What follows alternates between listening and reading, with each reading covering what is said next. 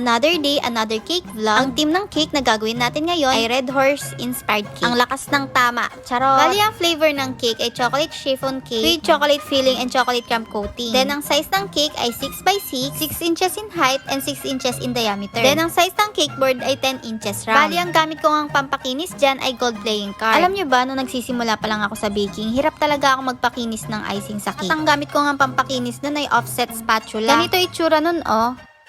Yan kasi yung unang inintroduce sa akin ng kapatid ko. Yan kasi siya sanay at yan talaga yung ginagamit yung pampakinis. Kaya yan din ang ginagamit ko. Pero habang tumatagal, parang nakukulangan ako. Nahihirapan ako pakinisin yung cake, lalo na pag tall cake. Hanggang sa nag-explore ako, then may nakita akong dough scraper. Ginagamit din siya pampakinis ng cake and ganito nga itsura niya.